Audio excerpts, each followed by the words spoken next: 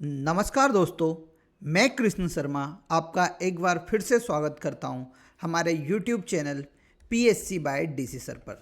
दोस्तों, जैसा आप सभी को पता है, हम मध्य प्रदेश की यूनिट 2 को कवर कर रहे हैं। ये जो सीरीज़ है हमारी MPPSC 2026 को टारगेट करते हुए स्टार्ट हुई है। इसमें हम मध्य प्रदेश की सांस्कृतिक, साहित्य और इतिहास को बहुत अच्छे से पढ़ रहे हैं। अब आप सभी को पता है, हमने मध्य प्रदेश की रियासतों को चालू किया है, जिसमें पहली रियासत हमने भोपाल रियासत को कंप्लीट किया, जिसे हमने 2 भागों में पढ़ा था। एक में वहाँ के नवाबों के बारे में बात की, दूसरे में हमने वहाँ की बेगमों के बारे में बात की। आज हमारा रियासतों से संबंधित तीसरा लेक्चर है, जिसमें हम मुख्य रूप से सिंधिया रियासत की बात करने वाले हैं। किसकी बात करने वाले हैं? सिंधिया रियासत की बात करने वाले हैं। देखिए दोस्तों, सिंधिया रियासत की हम बात करते हैं तो आप सभी को पता है सिंधिया राजघराना आज भी है।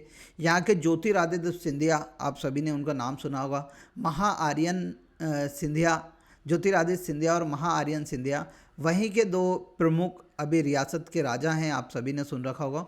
उन सभी के बारे में तो आज के इस लेक्चर में हम देखेंगे कैसे सिंधिया राजघराने की कहाँ से स्थापना हुई, कैसे ये आगे बढ़ बढ़कर ग्वालियर के किले तक पहुँचे। इन सभी की बात आज के इस लेक्चर में हम करने वाले हैं। आज हमारा लेक्चर नंबर 21 है। कभी आपने अभी तक 21 लेक्चर नहीं देखे हैं तो MPPSC 2026 करके वहाँ पर एक सीरीज चल रही है, आप उसमें जाकर उसे देखना ना भूलिए। ठीक है, देखिए यहाँ पर हम बात कर रहे हैं मध्य प्रदेश की महत्वपूर्ण घटनाओं की और प्रमुख राजवंश की। तो प्रमुख राजवंश में सिंधिया राजवंश भी एक प्रमुख था। और मेंस में तो आप सभी को पता है कि सिंधिया रियासत जो रियासतों का एक पोर्शन है, यूनिट नंबर 5 में हमें पूर्ण रूप से देखने को मिलता है। तो देखिए, सबसे पहले हम बात कर लेते हैं एक सिंधिया रियासत के थोड़े से बेसिक पॉइंट की। ठीक है, तो देखिए पहले क्या था, 1761 से पहले की हम बात करते हैं। तो यहाँ पर ये अपना मध्य प्रदेश है। जो महाराष्ट्र वाले एरिया था, महाराष्ट्र वाले एरिया में मराठा राजाओं का शासन चलता था, जिसमें मुख्य रूप से आते थे होलकर, फिर सिंधिया, भोसले, गायकवाड़, ये सभी मुख्य रूप से इसके अंतर्गत आते थे। ठीक है, अब क्या होता है कि अब धीरे धीरे इनकी पावर, अब इसमें जो सिंधिया राजघराने, होलकर राजघराने, भोसले राजघराने, गायकवाड़ राजघराने, इनके एक एक सेनापति मराठा सैनिक के रूप में वहाँ पर रहते हैं, सेनापति के रूप में। अब यहाँ पर देखा जाता है कि होलकर के भी बहुत फेमस सैनिक हुए, सिंधियाओं के भी हुए। तो सिंधिया के एक व्यक्ति थे, उनका नाम था राणोजी सिंधिया। कौन थे? राणोजी सिंधिया। राणोजी सिंधिया को 1732 के समथिंग, जो हमारा आज की डेट में उज्जैन है, उज्जैन का प्रशासक बना के पहुंचाया जाता है। और यहीं पर वो पहली बार ऐसा बोला जाता है कि सिंधिया राजघराने की स्थापना करते हैं। कौन करता है सिंधिया राजघराने की स्थापना मध्य प्रदेश में? तो राणोजी सिंधिया करते हैं। परंतु वास्तविक संस्थापक माना जाता है महादजी सिंधिया को, क्योंकि महादजी सिंधिया ने उज्जैन के स्थान पर ग्वालियर वाले किले को लोकेंद्र जाट नामक एक राजा से जीता था। उसके बाद ग्वालियर में जो सिंधिया राजघराने की स्थापना करी, वो महादजी सिंधिया द्वारा की गई थी। इनकी 2 राजधानी हुई, उज्जैन और इंदौर। याद रखिएगा, क्योंकि ये आपके एग्जाम में बार बार पूछा जाता है कि वास्तविक संस्थापक कौन है और संस्थापक कौन है। फिर आपसे ये भी पूछा जा सकता है कि इंदौर, ग्वालियर में सिंधिया राजघराने के संस्थापक कौन थे, तो आपको बताना है महादजी सिंधिया वहाँ के संस्थापक थे। इसकी पृष्ठभूमि की मैं बात करता हूँ कि औरंगजेब की जैसे ही मृत्यु होती है, उसके बाद आप सभी को पता है कि भारत बहुत सारे छोटे छोटे राजघरानों में टूट जाता है, जिसमें से एक महाशक्ति उभर के आती है मराठा साम्राज्य की। तो मराठा साम्राज्य में सिंधिया, होलकर, भोसले, गायकवाड़ आदि राजा होते थे, और इनके ये लोग सभी वहाँ पर सेनापति के रूप में काम करते थे। अब देखिए, सबसे पहले शासक होते हैं राणोजी सिंधिया। पहले हम बात करेंगे राणोजी सिंधिया की। तो देखिए, राणोजी सिंधिया की हम बात करते तो इनका जन्म होता है सतारा के महाराष्ट्र में। इनको 1731 में उज्जैन वाले क्षेत्र पर प्रशासक के रूप में नियुक्त किया जाता है। जैसे ये यहाँ पर उज्जैन में आते हैं तो ये उज्जैन में ऐसा कहा जाता है कि सिंधिया राजघराने की स्थापना कर देते हैं, और यहीं पर ये उज्जैन को अपनी राजधानी बनाते हैं। 1728 उससे पहले की एक कहानी कि 1728 में यहाँ पर अमझेरा, धार में आज की डेट में पड़ता है, अमझेरा में एक युद्ध हुआ था, उसमें मेनली राणोजी सिंधिया ने भाग लिया था। जब राणोजी सिंधिया उज्जैन पहुँचते हैं तो यहाँ पर ये महाकाल मंदिर का को पुनर्निर्माण कराते हैं, यानी जीवन उद्धार कराते हैं। उसके साथ जो सिंहस्थ कुंभ मेले का आयोजन की शुरुआत कराई, वहाँ भी राणोजी सिंधिया द्वारा ही कराई गई थी। ये आपके एग्ज़ाम में पूछा जाता है।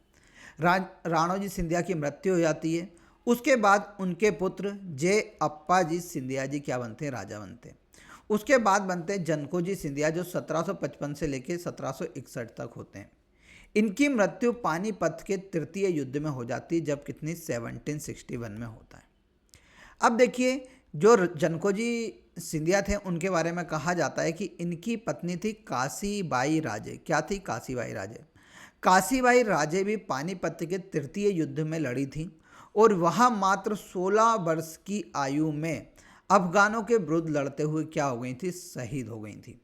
याद रखना है, इंपॉर्टेंट, आपके एग्जाम में पूछा जाता है काशीबाई राजे। तो काशीबाई राजे जनकोजी सिंधिया की पत्नी थी, जिन्होंने पानीपत के तृतीय युद्ध में भाग लिया था। साथ ही ये 16 वर्ष की आयु में अफगानों के विरुद्ध लड़ते हुए शहीद हो गई थी। काशीबाई राजे 3 नंबर में पहले MPPSC मेंस में पूछा गया है, इसीलिए मैंने यहाँ पर आपके लिए उसे ऐड ऑन किया है। उसके बाद देखिए, कादरजी सिंधिया बनते हैं, मानाजी सिंधिया बनते हैं, आदि राजा बनते हैं। अब देखिए, मैं एक और बात बताता हूँ। अब 1761 में आप सभी को पता है, अहमद शाह अब्दाली के साथ मराठों का युद्ध होता है, उसका नाम रहता है पानीपत का तृतीय युद्ध। मालूम है कि नहीं है? पानीपत का तृतीय युद्ध। पानीपत के तृतीय युद्ध के बाद क्या होता है, उसमें मराठे हार जाते हैं और मराठा शक्ति 5 भागों में टूट जाती है। यहाँ पर सिंधिया लोगों को मध्य भारत वाला क्षेत्र दे दिया जाता है। होलकर लोगों को आप सभी को पता है इंदौर वाला क्षेत्र दे दिया जाता है। गेकवाड़ लोगों को, जो आज की डेट में हम देखते हैं, गुजरात वाला एरिया दे दिया जाता है। भोसले जो थे उनको क्या दे दिया जाता है? नागपुर वाला क्षेत्र दे दिया जाता है। ठीक है, इस प्रकार यह 4 से 5 शक्तियों में टूट जाता है। अब महाजी सिंधिया क्या करते हैं? महाजी सिंधिया उसके बाद 1768 में राजा बनते हैं। कब बनते हैं? 1768 में राजा बनते हैं। इस लाइन को काट लीजिएगा, भाग लिया था। महाजी सिंधिया 1768 में सिंधिया राजघराने के राजा बनते हैं। ठीक है, अब देखिए, इनकी प्रमुख शक्ति कहाँ थी? पहले उज्जैन में थी सिंधियाओं की, परंतु उज्जैन के नज़दीकी मध्य भारत क्षेत्र में ग्वालियर पड़ता था और ग्वालियर में यहाँ एक राजा का शासन चलता था, उनका नाम था लोकेंद्र जाट। क्या नाम था? लोकेंद्र जाट।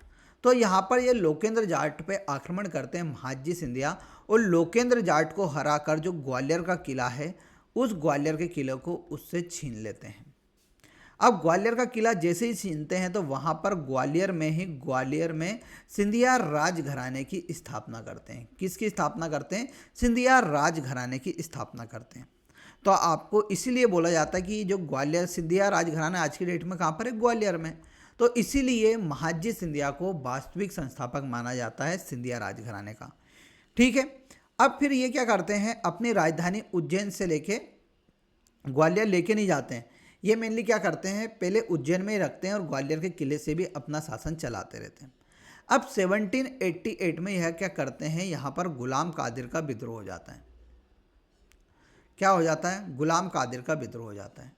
तो ये क्या करते हैं? मुगल शासक शाह आलम द्वितीय को आपदस्थ कर देते हैं, परंतु गुलाम कादिर कहाँ पर? दिल्ली में विद्रोह कर देता है। और क्या करता है गुलाम कादिर? शाह आलम द्वितीय उस टाइम मुगल शासक होते थे, मुगल बादशाह हुआ करते थे, उन्हें हटा देता है। फिर यह महाजी सिंधिया को बुलाते हैं और महाजी सिंधिया के सहयोग से शाह आलम को पुनः गद्दी मिलती है। तो महाजी सिंधिया के बारे में 3 नंबर में बहुत बार पूछा गया है। आगे चलने से पहले मैं आपको MPPSC प्रीलिम्स टेस्ट सीरीज के बारे में बताना चाहूँगा कि यह मात्र आपको अभी 350 रुपये में मिल रही है। इसमें हम आपको PDF प्रोवाइड करा रहे हैं, साथ में 75 टेस्ट, 75 में से 50 यूनिट वाइज और 25 FLT होंगी। कोई बच्चा ऐसा है जो सोच रहा हो कि सर अभी तो 25-30 टेस्ट निकल गए होंगे, क्या मैं ज्वाइन कर सकता हूं? तो हाँ भाई, आप ज्वाइन कर सकते हैं, क्योंकि एक टेस्ट को आप कम से कम 5 से 6 बार दे सकते हैं ऑनलाइन मोड पे। साथ साथ आप उसकी PDF निकला लीजिए और घर पे लगाना स्टार्ट कर दीजिए। इस टेस्ट सीरीज की सबसे बड़ी खासियत है कि जो प्रीवियस ईयर में क्वेश्चंस आए हैं उन सभी को इस टेस्ट सीरीज में हमने शामिल किया है। साथ साथ हमें लगता है कि यह एग्ज़ाम में आ सकता है, उसको भी हमने शामिल किया है। तो आपकी यहाँ पर प्रीवियस ईयर में जो भी आए हैं उनका रिवीजन हो जाएगा। साथ में आने वाले टाइम में जितने भी प्रश्न आ सकते हैं 2026 में, उनको भी हमने बहुत अच्छे से बनाया है। एक बार आप जाके इस टेस्ट सीरीज को ज़रूर ज्वाइन कीजिएगा, ठीक है। इस पे हम और काम कर रहे हैं। जो आपको छोटी छोटी सी गलतियाँ देखने को मिलती है, मतलब आपको लगती कि गलती है, हम उसका अब उसमें डिटेल डालना स्टार्ट कर चुके हैं कि हम हर उसमें आपको डिटेल डालेंगे जिससे आपको मालूम पड़े कि हाँ ये इसका आंसर ये क्यों है। तो जो आपको गलत लगता है, ऐसा नहीं है कि वो गलत है, परंतु आपको लगता है तो मैं उसमें डिटेल डालना स्टार्ट कर रहा हूँ वापस से। तो आपको थोड़े दिन बाद यह 75 टेस्ट सीरीज का डिटेल सॉल्यूशन भी उपलब्ध कराने की कोशिश हम कर रहे हैं। सबसे बड़ी बात है कि यह हिंदी और इंग्लिश मीडियम में अवेलेबल है। आपको कुछ भी जानकारी चाहिए तो मेरे नंबर 8818867858 पर मैसेज करके मुझसे जानकारी ले सकते हैं। अब आगे बढ़ते हैं। महादजी सिंधिया के बाद यहाँ पर बहुत छोटे छोटे राजा बनते हैं, परंतु हमें मुख्य रूप से दौलत राव सिंधिया के बारे में पढ़ना है, जो 1794 से लेकर 1827 तक क्या रहते हैं, सिंधिया राजघराने के एक राजा होते हैं। दौलत राव सिंधिया के बारे में भी पूछा गया है पहले 3 नंबर में, अब 2 नंबर में आ सकता है। सबसे पहले दौलत राव सिंधिया क्या करते हैं, अपनी राजधानी उज्जैन से हटाकर कहाँ पर स्थानांतरित करते हैं, ग्वालियर में। एमपीपीएससी में पूछा गया है कि निम्न में से कौन सा राजा, सिंधिया राजघराने का राजा, अपनी राजधानी उज्जैन से ग्वालियर स्थानांतरित करते, तो उनका नाम है दौलत राव सिंधिया, ठीक है। इनकी तीसरी पत्नी का नाम था बेजाबाई। क्या था, बेजाबाई, ठीक है, याद रखना बेजाबाई के बारे में भी आया है। तो बेजाबाई दौलत राव सिंधिया की पत्नी थी। इन्होंने कभी पद्माकर जी को संरक्षण दिया। इन्होंने क्या करा था, अंग्रेजों की सहायक संधि को स्वीकार कर लिया था। देखिए सबसे पहले क्या होता है कि द्वितीय आंग्ल मराठा युद्ध होता है, तो उसके बाद आप सभी को पता है कि सरजी अर्जन गांव की संधि होती है सेकेंड उसमें, क्योंकि उसमें क्या होते हैं, मराठा हार जाते हैं। तो उस टाइम यहाँ के कौन शासक रहते हैं, दौलत राव सिंधिया रहते हैं। फिर उसके बाद बुरहानपुर की संधि होती है 1804 में, जिसमें क्या करते हैं, जितने भी युद्ध होते हैं उसमें बुरहानपुर की संधि में कहा जाता है कि अब अंग्रेज जितने भी युद्ध लड़ेंगे उसमें सिंधिया राजघराना उनकी मदद करेगा, ठीक है, करता नहीं है परंतु संधि में बोलना पड़ता है। फिर 1817 में ग्वालियर की संधि होती है दौलत राव सिंधिया के साथ अंग्रेज और उसकी तृतीय आंग्ल मराठा के बाद, और दोनों के बीच में समझौता होता है कि हम दोनों मिलकर, उस टाइम पिंडारी भारत में आ गए थे, पिंडारियों का दमन करेंगे। तो ये 3 संधि हुई अंग्रेज और सिंधियाओं के बीच में। सरजी अर्जन गांव की संधि, ये तो मराठाओं के साथ हुई थी, परंतु उस टाइम इसमें सिंधिया भी शामिल थे। फिर बुरहानपुर की संधि होती है और उसके बाद ग्वालियर की संधि होती है। ये 3 ही संधि बार बार पूछी जाती है। फिर देखिए उसके बाद जनकोजी राव सिंधिया बनते हैं, जो दौलत राव सिंधिया के दत्तक पुत्र होते हैं। माता बेजाबाई के संरक्षण में ये शासक बनते हैं। अब उस टाइम बेजाबाई, आपको याद रखना है, बेजाबाई के बारे में आपसे एग्जाम में पूछा जाता है, तो और एमपीपीएससी ने पूछा है। बेजाबाई दौलत राव सिंधिया की पत्नी थी। किसकी थी, दौलत राव सिंधिया की क्या थी, पत्नी थी, ठीक है। फिर आपको याद रखना है, इनके द्वारा जो आज की डेट में उज्जैन है, वहाँ पर गोपाल मंदिर बहुत फेमस है। कभी आप जाइएगा तो जो उज्जैन का गोपाल मंदिर है उसका निर्माण किसके द्वारा कराया गया था, बेजाबाई के द्वारा कराया गया था। यह एमपीपीएससी में भी पूछा गया है, प्री में और मेंस में भी पूछा गया है। बेजाबाई के बारे में मेंस में पूछा गया है सीधा लिख के, प्री में पूछा गया है कि गोपाल मंदिर उज्जैन का निर्माण किसके द्वारा कराया गया था। फिर देखिए उसके बाद जनकोजी राव सिंधिया के बाद बनते हैं जयाजी राव सिंधिया। अब ये पहले ताराबाई, उसके बाद कृष्ण राव के संरक्षण में क्या बनते हैं, शासक बनते हैं। 1857 की क्रांति के दौरान ऐसा कहा जाता है कि जयाजी राव सिंधिया ने अपने परिवार को बचाने के लिए अपने परिवार को कहाँ पर पहुँचा दिया था, तो अपने परिवार को आगरा स्थानांतरित कर दिया था। क्योंकि 1857 की क्रांति में आप सभी को पता है नीमच से स्टार्ट होकर ग्वालियर वाले क्षेत्र में बहुत तेज़ी से फैली थी। तो यहाँ पर जयाजी राव सिंधिया को लगता है कि हाँ हम क्या होने वाले हैं, हमें ये विद्रोही मार देंगे, इसलिए जयाजी राव सिंधिया अपने परिवार की रक्षा करने के लिए उन्हें कहाँ पर पहुँचा देते हैं, आगरा पहुँचा देते हैं। जयाजी राव सिंधिया बहुत समझदार व्यक्ति थे। इनके द्वारा जो आज ग्वालियर में जय बिलास पैलेस है, क्या है, जय बिलास पैलेस है, उसका निर्माण कराया गया था। ये आज की डेट में एक संग्रहालय के रूप में काम करता है। इनके द्वारा यहाँ पर कंफू कोठी और राजमहल तालाब का निर्माण भी कराया गया है। अब हम आगे चलते हैं माधवराव सिंधिया के बारे में। अब देखिए माधवराव सिंधिया भी बहुत समझदार व्यक्ति थे और इनके द्वारा सबसे ज़्यादा विकास के लिए कार्य किया गया। आज की डेट में हमें ग्वालियर जो इतना संपन्न देखने को मिलता है, उनके पीछे सबसे बड़ा योगदान है माधवराव सिंधिया का। माधवराव सिंधिया क्या करते हैं कि जो ग्वालियर के नीचे आप सभी को पता है शिवपुरी पड़ता है, शिवपुरी को अपनी ग्रीष्मकालीन राजधानी बनाते हैं। 1911 में भारत में आने वाले थे जॉर्ज पंचम। कौन आने वाले थे? जॉर्ज पंचम आने वाले थे, और जॉर्ज पंचम के स्वागत के लिए इन्होंने शिवपुरी के माधव राष्ट्रीय उद्यान में जॉर्ज केसल भवन का निर्माण कराया था। किसका कराया था? जॉर्ज केसल भवन का निर्माण कराया था, जो कि आज की डेट में जो माधव राष्ट्रीय उद्यान है शिवपुरी का, उसमें आता है। इसमें ऐसी कहानी कही जाती है कि आज भी इसमें जो पैसा लगाया गया था, तो आज की डेट में कभी कोई गिनेगा तो वो उस जमाने का 1 करोड़ रुपया हुआ करता था। मतलब लगभग उसमें 30 से 40 लाख रुपए का उन्होंने खर्च करा था। आज की डेट में 2 से 3 करोड़ रुपए होते हैं।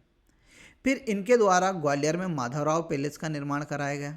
फिर 1897 में इन्होंने ग्वालियर में सिंधिया स्कूल की स्थापना की थी, जो कि आज की डेट में हमें ग्वालियर किले के अंतर्गत देखने को मिलता है।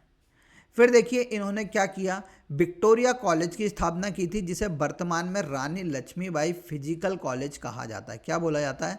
रानी लक्ष्मीबाई फिजिकल कॉलेज की स्थापना आप सभी को याद रखना है माधवराव सिंधिया द्वारा किया गया था, जिसका पुराना नाम विक्टोरिया कॉलेज था। इन्होंने पृथक सिंचाई विभाग का गठन किया, सिडनी के प्रेस्टन को और वहाँ का अध्यक्ष नियुक्ति किया था। 1904 में इन्हें ग्वालियर सीओपुर के बीच में नैरो गेज रेल सेवा का विकास करवाया। जयाजी कॉटन मिल बनवाई। बानमोर सीमेंट फैक्ट्री 1922, जो कि मुरैना में आज की डेट में है, इन्हीं के शासनकाल के दौरान इनका निर्माण हुआ था।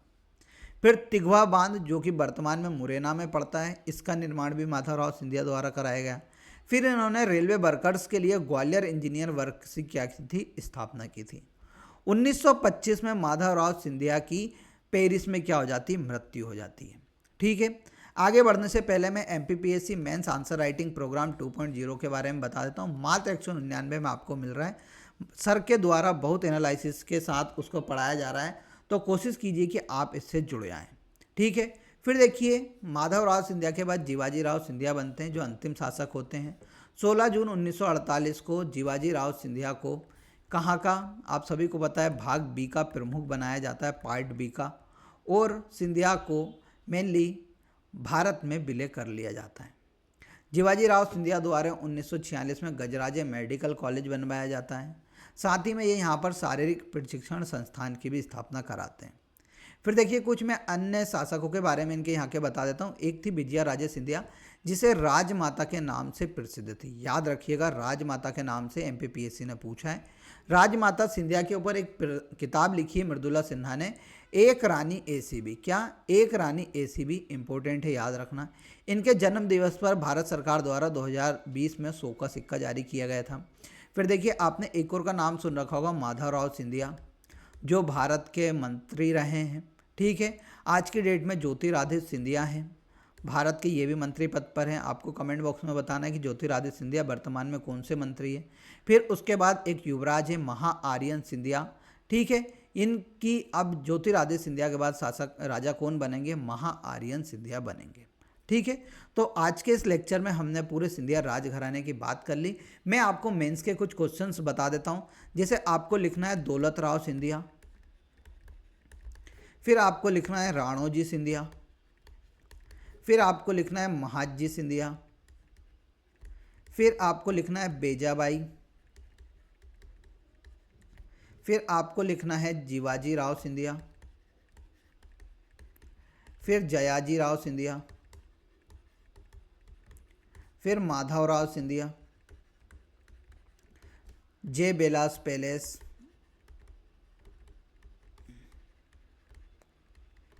इन सभी को आपको 2-2 नंबर में लिखना है। उसके अलावा आपको 10 नंबर में एक आंसर लिखना है, सिंधिया राजघराने पर टिप्पणी कीजिए।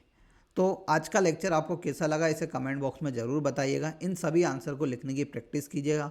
कल हम वापस से मिलेंगे, तब तक के लिए जय हिंद, जय भारत।